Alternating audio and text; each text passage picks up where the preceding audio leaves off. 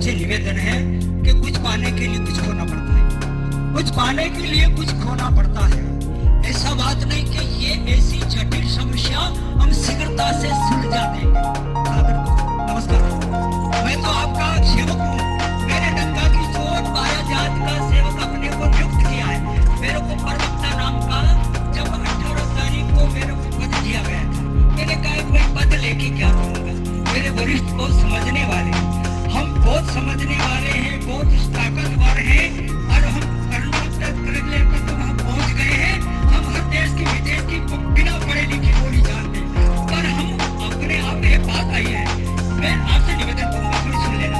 कोई पुत्र गया तो काशी पड़ा, जब काशी तक आया तो के साथ चल रहा था, तो उन्हें बोला माने मैं सब जान गया, मैंने सारी विद्या को बेच दिया है। तो ऊपर देख रहा था, जब उनका ऊपर देखते देखते पैर फिसल गया तो पैर पहुंच आ गई। मैंने किया बेटा कि मगर इतना ऊंचा देखने से, इतना आगे देखने से कोई मतलब नहीं। मैं एक निवेदन करूंगा कि हमारी जहाँ चल रही है उसकी समस्या क्या है, हम धीरे से सुलझाएं।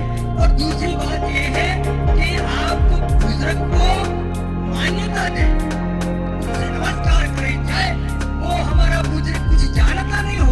जान तो हम लेंगे, जान तो हम लेंगे और हम झुकेंगे, बस आपके सामने हमें आशीर्वाद मिलेगा। एक लिंग को शीश नवा के ओम नमः शिवाय, आज भवानी मात मना के जय मां भवानी। एक लिंग को शीश नवा के आज भवानी मात मना के लक्ष्य अपनी लक्ष्य पथ पर निकल पड़ा है। लक्ष्य अपनी लक्ष्य पथ पर निकल पड़ा है। मन में तूफानों को भर के महलों से माटी पे उतर के शिखर आज शून्य की खोज में निकल पड़ा है। शिखर आज शून्य की खोज में निकल पड़ा है। घास फूस खाना खा लेंगे, बिना रखे वहाँ रह लेंगे, पर अपनों का दुख ना देखा जाएगा, और अपनों का दुख ना देखा जाएगा। अपनों के संकट के आगे राजमहल के सब सुख त्यागे, राजा से सेवक बनकर दिखलाएगा, राजा से सेवक बनकर दिखलाएगा, राजा से सेवक बनकर दिखलाएगा।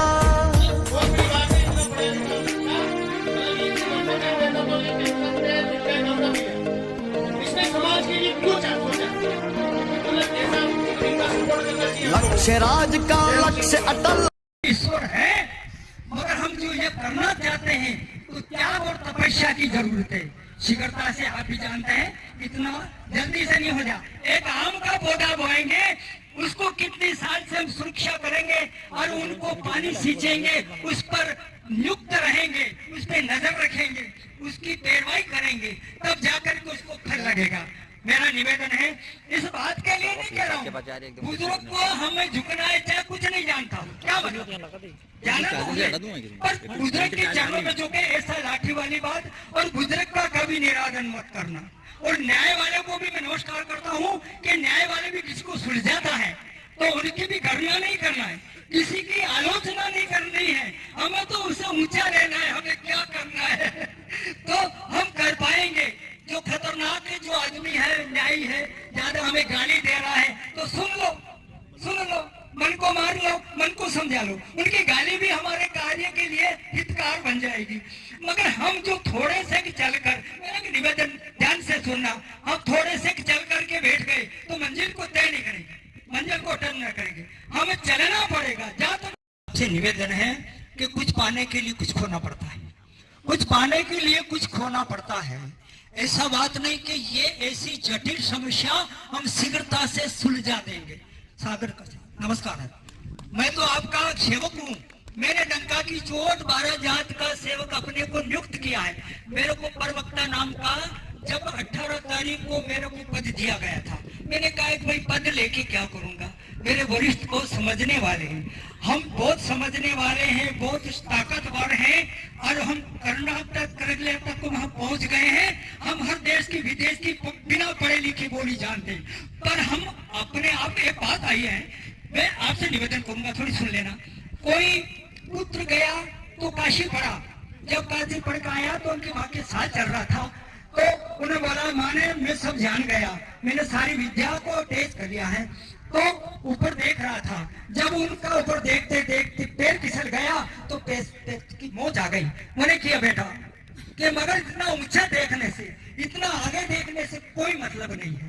तो मैं निवेदन करूंगा कि हमारी जहाँ चल रहे हैं उसकी समस्या क्या है, हम धीरे से सुलझाएं। और दूसरी बात यह है कि आप बुजुर्ग को मान्यता दें, उनसे नमस्कार करें, चाहे वो हमारा बुजुर्ग कुछ जानता नहीं हो, जान तो हम लेंगे, और हम झुकेंगे, बस आपके सामने हमें आशीर्वाद मिलेगा। नहीं पाते, इसलिए इसको तो बंद करना चाहिए और कोशिश करो कि कम से कम 14 साल की उम्र में सगाई करो, तो वो बिल्कुल जायज रहेगी। लोग अपने को लड़के को देख लेंगे कि लड़का कैसा है, पढ़ रहा है कि नहीं पढ़ रहा है, कि अच्छा है कि बुरा है, कि उसके दोनों पांव सलामत है कि नहीं है, कि वो लंगड़ावत है कि नहीं है, वो मानसिक रूप से अच्छा है कि नहीं है। वैसे ही लड़की को भी देख लेंगे कि वो काली है, गोरी है, ये वो जो भी देखना है देख लेंगे, तो वो संबंध आगे चलेगा। और ये जो बच्ची छोटी पालने में रहती है, जो छोटी बच्ची पालने में रहती है, उसकी सगाई हो जाती है। यहाँ तक कि अपने समाज में तो ये भी होता है कि बच्चा पेट में है और उसकी सगाई तय हो जाती है। और मैं बताना चाह रहा हूँ, अभी अपने आप लोग 40 जो युवा है, उनमें से भी कम से कम तो 70% लोग अगर मान लो शादीशुदा हो गए हैं तो उनके बच्चों की सगाई कर चुके होंगे। तो सबसे पहले तो अपन लोग ये सगाइयां करना बंद करें। जो शिक्षित है उनसे अपन निवेदन करें कि भैया जो हो चुका, अब हम तो हमारा छोटी का पढ़ना चुका, हमारा तो हो गया काम, अब तो हमारा छोड़ा के समझाओ कि तुम सगाई मत करो। 13-14 साल अगर तुम्हारे कोई छोरा जम भी रहे तो उसको बात रखो।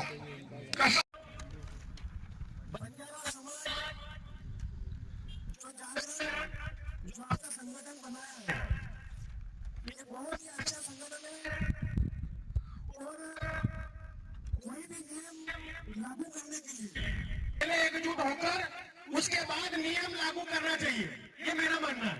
क्योंकि 2013 से मैं संघ से जुड़ा था, उसके बाद में मैंने संघ में कार्य किया, उसके बाद